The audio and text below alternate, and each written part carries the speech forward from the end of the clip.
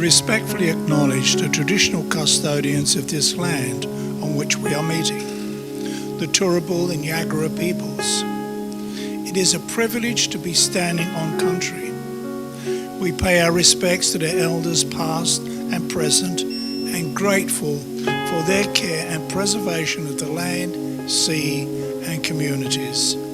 We also acknowledge the contributions of Aboriginal Australians for their faithfulness and energy given to the life of the Christian Church in our country. I would like to introduce Anne to you. Look, Anne is the priest of this church, and she has got credentials longer than the Danube. So, and she is a very professional lady, and she can only do it better than I can. Thank you, Anne. Thank you, Terry. So we'll start with a bit of Emily Dickinson. So this is wisdom from the 13th century. What is it to tell the truth?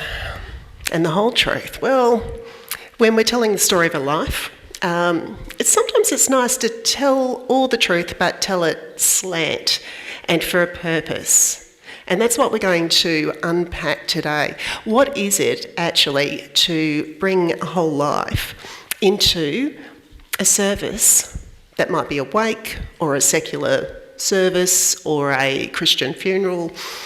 What might actually work for you, honour your lives, but also honour the people who are going to be gathering in grief at that time. And funerals don't have to be glum. They can, in fact, be brilliant. So if you're in for a brilliant funeral, hopefully I've got some tips for you today. So, when we think about what it is, think about those funerals you've gone to. I wonder if you've been to some really good funerals. There are a few people here I know who have been to really wonderful funerals with me. I wonder if you've been to some that you just felt missed the mark. And I wonder if you've been to some where you thought, oh, that's lovely for that person, but I would hate that at mine. Oh, yeah, that tells the story, doesn't it? Yep. And so funerals are very much about the individual person and the people that they have travelled through life with. So what do we do when someone dies? What part is that funeral in that picture? And so last week Dave Axton talked about the emotional journey through death. But when someone dies, we gather together, don't we? We gather together and we try to make sense of what has happened, and we start to remember that person. And so when we gather together, we do that in a way so we know that we're not alone. Now, I've heard more and more people saying, I don't want a funeral, don't do anything, don't make a fuss. Just, my mother said, burn me and throw me in the bin. We did not do that. I did threaten to do a full Anglican mass because my mother had actually left the church many, many years ago and was down the other end of the tradition when she was in the church. We didn't do that for her either. But it is about the people who need to actually make sense of life without someone incredibly important to them in it. So we gather together. We know that we're not alone. We face the reality of death full stop. It's one of those moments in life where we actually do stop and we think, we're all going to die, as Terry said. So what does that actually mean? How do we make sense of that? And what does that mean for my life now? So it is a way we have to face the reality of death. And in our world today, death's kind of hidden away, isn't it? It's in the hospital, it's in palliative care. We don't see it as much. And so funerals have become very important, a very important milestone there. We bring together a story of the person that we know and we love, and we start to bring together the story that we're going to take with us into the future. Now, if you have cared for someone for an extended period of time with an illness, you've lived in that potentially for years, haven't you? That chapter of your life. When we gather together and tell the story, the opportunity then comes to remember the whole person.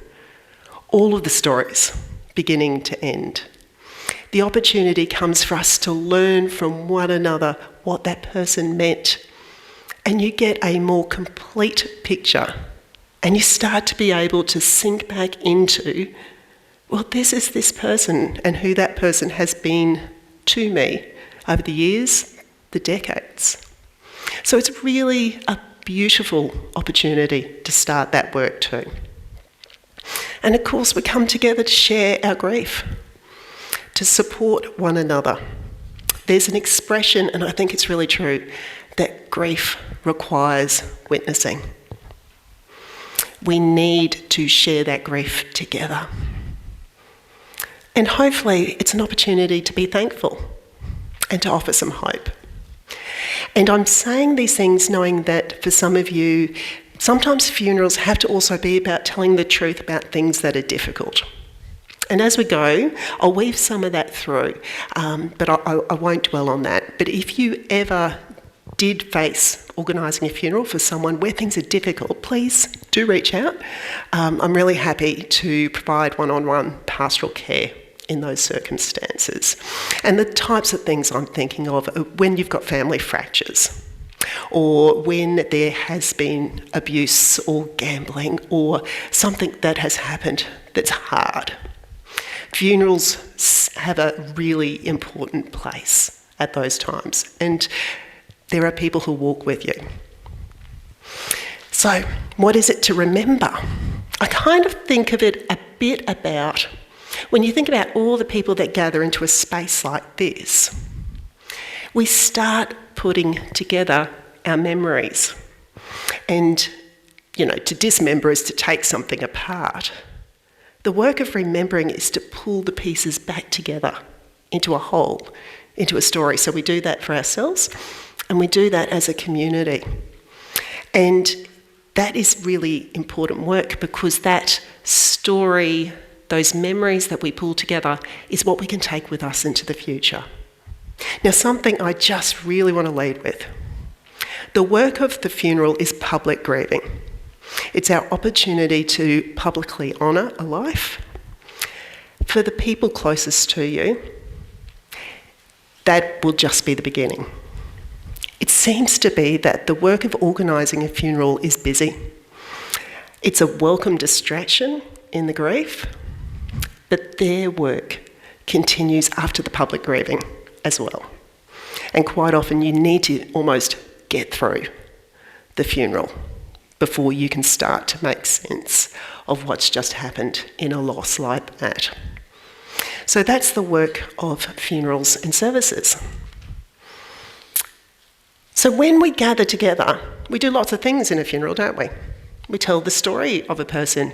Here, I try to keep it to 45 minutes. If you're in a chapel service, it's shorter again. We give thanks, we witness the grief, we make sense of death and the life together. We support one another, we share memories, we say goodbye. And that's a really important moment. We honour, we entrust a loved one to whatever they believe they're moving into, or what our beliefs hold. It might be to God, to good, to peace, to release from suffering. We return their mortal remains to the earth. And we provide comfort and assurance for one another. So sometimes unexpected things happen. Now, I'm 50 years old. My funeral's been planned for 5 years because my husband looked at me, he doesn't go to church, and he said, I wouldn't have a clue what to do. And I thought, that's really poor form on my part. So I actually have everything organised for him. He doesn't need to worry about it. He's got the list of contact peoples. Here's the bishop's number. Here are my friends that can do roles. He knows exactly what to do. And it gave me the opportunity to pick a really left of centre reading, because I know the bishop's going to have to preach. Shh, don't tell them. So if you do come to my funeral, you'll know what happened. So as we start to think about what you might want to prepare, think about who it is going to be moved by the news. You've got your immediate family, Then you've got those people in your clubs and your community and your neighbours and your workplace and the people who've journeyed through with you in the past. And in the gap, funerals are big, aren't they? Because you are so well connected with one another here, and that's fantastic. Think about how you would like that story to be told, what you're thankful for, what you want to leave the people who are going to remember you. And let's think about what the ones telling the story need from you. The best gift I have seen is when a family member comes in and it's prepared. There are not necessarily every dot line, because in many ways it's actually good to allow people to do that too, to tell the story. But they know where the person wanted the funeral. They know who to contact. There's a list of people who need to be notified. You know, they know where the will is. They know who the executor is. They know the funeral company that has the prepaid plan. A shoebox, a notebook, that's all it takes. So have a think at now, who is it that might be organising your funeral? Who's going to be the person engaging with a funeral director? Who has to say, is it burial or cremation? What sort of coffin? Do you want to go ecologically sound? Do you want to have it as flash as you possibly can? Do you want to save some money because really it doesn't matter what box is going to be here? What is it? The decisions people have to make, who is making that? And do they know what you would want? And are they ready to make those decisions? Is that person someone who is very organised? Do they want to have instructions laid out for them? Or is it the sort of person who wants creative freedom and would love to do it themselves, right? And doesn't want you telling them what to do, they're going to do it. Who is that person? Because you'll provide different instructions for the people that you are leaving them for. And if more than one person is going to be involved, do they get on with one another? All right. So those of us who do funerals all the time, can I just reassure you, if you've got a funeral director or a minister, we're not going to be surprised. And we are really good in general at navigating conflict. It can be, in families that are already experiencing conflict, it can be really challenging if you've got conflict. So there are times you might want to be more prepared to actually love the people who you're leaving. Is there a natural leader in that group? And do those people actually share your faith and your beliefs? And I know in this community there have been times where a beloved member has died, but the family didn't realise how much the church meant, and the funeral ended up somewhere else. And that's grief, you know, for that person and for the community they worshipped with. So if there is something that is important and your family aren't engaged in your faith or your beliefs or your community groups, make sure they know. So, simple things. Have you chosen your funeral company? Because that's actually the most common question I get from families. Can you recommend a funeral company? And they're all pretty good, the local ones here. Have you decided, is it a burial or is it a cremation you would like? And I'll tell you, there are not many burial sites, so get onto that if you haven't already. Find your place and make sure that that's organised. With the service, do you want actually a formal funeral? Do you want more like a memorial service? Or do you just want the people to gather and have drinks at a pub in an organised way? What's going to serve the people you're leaving and what will actually reflect your lives the best? There's no rules with this. It's about actually making sure you're loving and caring for the people who are you leaving behind. And when you think about venues, funeral chapels are great, right? Because in the shock, everything's organised, right through the catering and you're out. Has everyone here been to a funeral chapel service? Yeah. time limited. That's the disadvantage, isn't it? Because actually you have very limited time and you're on your way and the next group's coming in. So if you want them to be able to linger a little bit more and share memories afterwards, if you think that's going to be important, then having a church or a community space can be a lot more flexible for your family.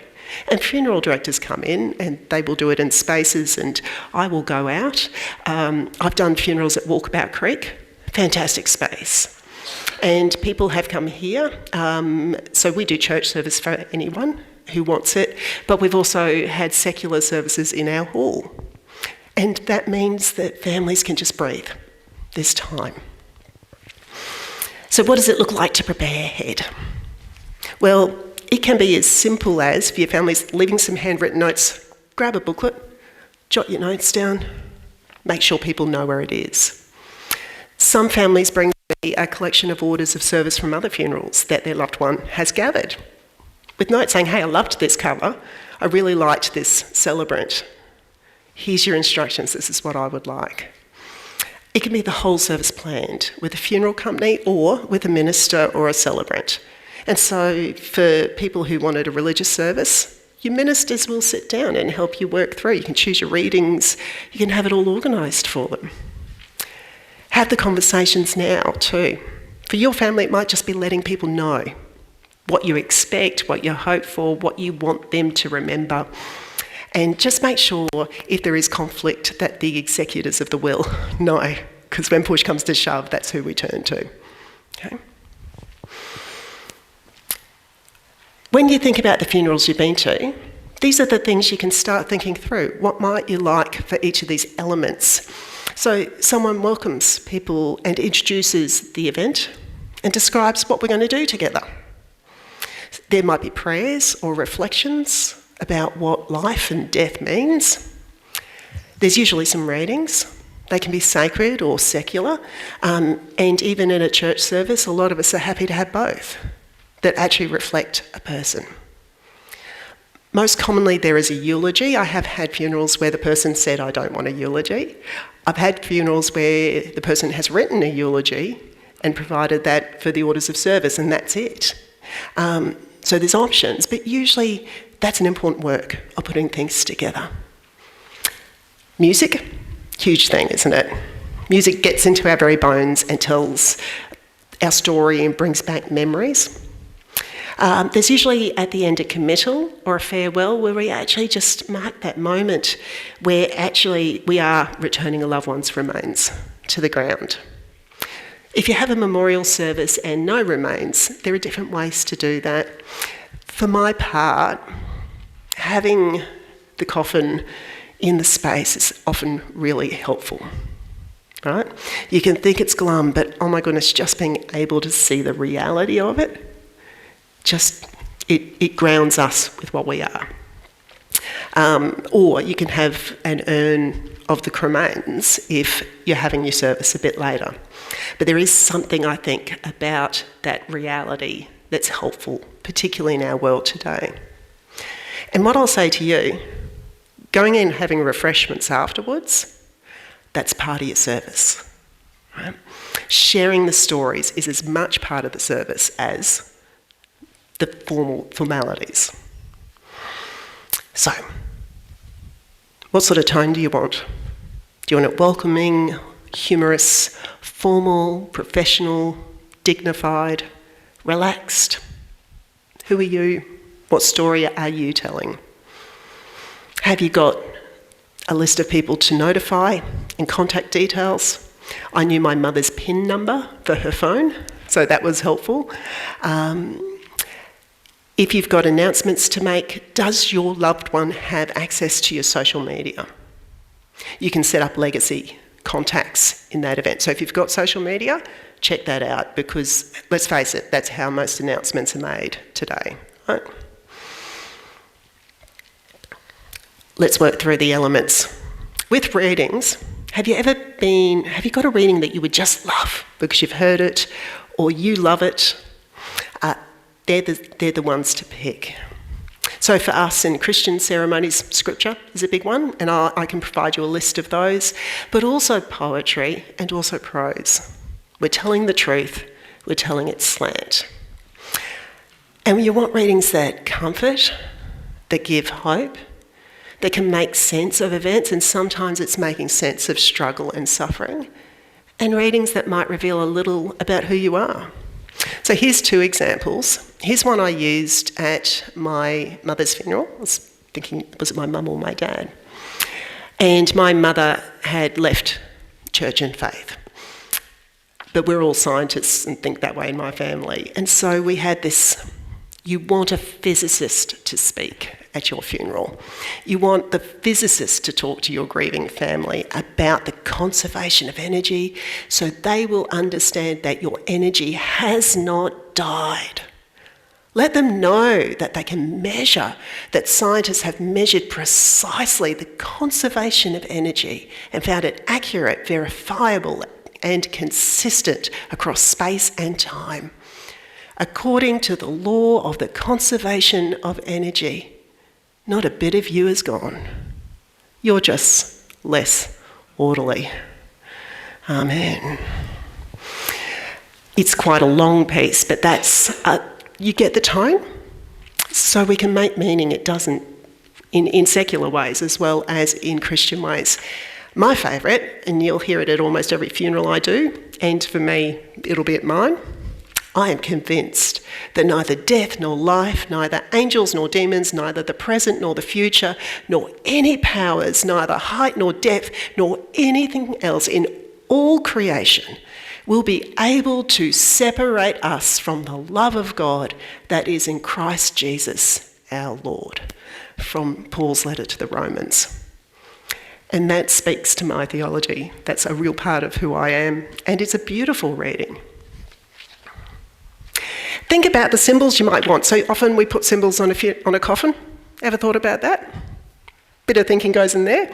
So it might be something about your faith. In our services we often have candles or a cross or a Bible or all of them. The Bible you read and study from, super, if that's your faith. Sporting teams, so your Broncos scarf. Or your not Broncos scarf? I don't know anything about rugby. That's as good as I've got, sorry. If you're a musician, we've had instruments or sheet music, things about the community, medals from service organisations, things that represent family stories, clothing. So I just did a funeral and they had the man's cap that he always wore. And it was beautiful because people looked forward to seeing him, saw the cap, knew Ray was there, right? So that was a really nice symbol. We've had paintbrushes and easels or things that represent hobbies because every time someone saw knitting needles, they thought of grandma. Right? Great symbols. How about flowers? What would you like? Do you want to keep it simple? Do you want natives? Would you like something elegant? Is there a particular flower that means something? And when we know, we can tell that as part of the story too. When you think about your families, maybe you want to give roles to people to help them so they don't have to think about it. So maybe there are excellent readers amongst your friends that your kids might not know and you can leave their name and number. Hey, ask such and such to do the reading. They'd be fantastic. I know them really well. Who's going to deliver the eulogy? Are there some non-speaking moments, so often we light candles, that people can participate in when they don't feel able to speak, but they're there? And who's going to be your pallbearers if you've got a coffin? Music, huge thing. If you're having singing and you do hymns, about 2 or 3 hymns is nice. But you also want to think about music before the service, something to actually take the coffin out to or for people to leave to, what we might call a recessional, and music to accompany a photo presentation if you do that as well. And so they may be pieces you love. They don't have to be about death. They might just be things that you listen to all the time. Or they might actually speak a little bit of comfort in those times. And the things that you want is when someone said, oh, that sounded just like him. When I heard that, I remembered them dancing to that. She just loved that song. My one of my favourite moments ever was a recessional and we played the Wide World of Sports theme. Right? And it was perfect and no one was expecting it. And the family said, oh, we thought about this, but of course we can't do it. And I said, of course you should do it. Right? That was perfect for that person. Live music's fantastic. And live musicians are great because they can cover all sorts of things that might go wrong. And you can use a live musician also even during a photo presentation. So think about that. We've got a young piano player doing the next one with us and it's $250. Goes up to about $350 if you've got a really good organist at the moment. So have a think about whether you want live music. Personally, I think it's great for these services as well. And you can have both. So choose things that complement each other and work together. Photos are a huge thing. Such a great job. It's such a beautiful thing to be able to go through photos of a life and to work out what it is that you're going to share with people. And you really have to cull because you want about 35 to 40 in a presentation on screens, plus a few for the order of service. So do your family know where your photos are? Do you know where your photos are? If they're digital, do your family have digital access? Or are they all on a Google Drive they can't get? It's so helpful if they have access. And if you want to pare them down and share, so if you have electronic, maybe a folder that you actually just start putting things they can choose from and they've got a link that they can access. That would be fantastic. So you want photos for the order of service, to put on display, and all for a photo presentation. So when you see them on screen, 30, max 50, about 5 minutes of music, and that's wonderful. That works really well. That's about 7 seconds a photo, and that's as fast as we can go with our brains. So, the best eulogy you've ever heard. Can you think of the best story ever told? Oh, I've seen some amazing ones, right? What I would say, you want 20 minutes maximum, less in a chapel service. Okay? Avoid repetition. The most heartbreaking funerals are when you have 2 eulogies because the family can't agree and they both want to tell the story and they repeat the stories and then the service turns into an hour 20, or you're in a funeral chapel and no one has afternoon tea because they couldn't agree on telling the story, right? So 20 minutes max, shorter in a chapel. And you do what you need to do for your funerals. I would avoid an open mic. I wouldn't invite people to come and talk at a funeral because you'll be there for hours and you'll put people on the spot and they feel like they have to say something. So you know your friends, but I wouldn't have an open mic in the service. But say, let's share our stories at refreshments afterwards, right? A eulogy is not your CV. It's not your list of achievements. It's not the places you've lived, although that's part of your story. Your CV is about who you are, why you matter, how your life impacted the people, the way you left them feeling, the things you did together, the memories you've made, the things that bring you joy, the things that inspire you, the things that people will miss. How would you want to be remembered? I wouldn't write my eulogy, but leaving absolutely, I have been to funerals where the person wrote the eulogy. It was fantastic, right? You don't have to though, but if people have some of these ideas and stories, particularly kids who may not know the mischief you got into with your friends in your early years, that will be really helpful for them. So if you've got singing, pick well-known tunes, otherwise the poor old priest is up the front singing on her own and solo and it gets live streamed and then it's there forever. Not that I've ever experienced that. Think about the lyrics, comfort, hope, things that speak to you. You might want uplifting music to begin as people gather or reflective music, quieter in the middle and send them out with some hope, right?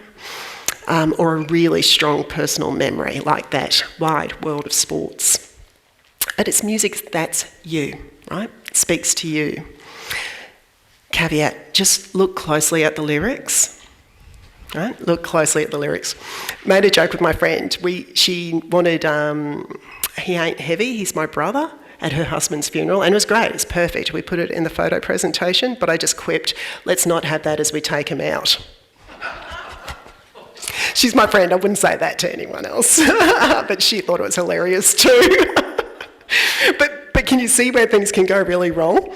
Yeah, and the other thing is, if you're using recorded secular music, Google the song meaning, because angels can mean different things, including heroin, for example.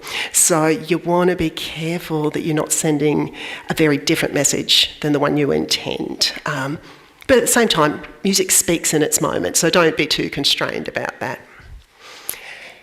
If you're thinking about children and funerals, when I was growing up, kids did not go to funerals in Australia. Right? They were discouraged from it. And I really missed some important funerals. And today, there are children at every funeral I do, basically, and they handle it really well.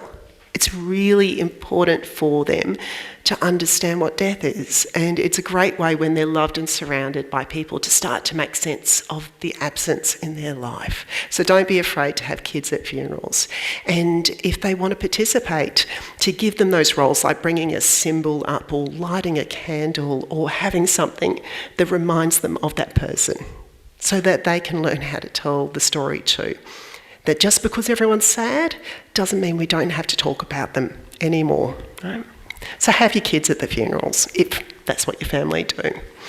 I can email these out, but if you've got phones, we've got a Spotify list of hymn suggestions. Actually, it's in your notebooks. There's some scripture suggestions there, so you just hover your phone like we did in COVID times, and the QR code will work.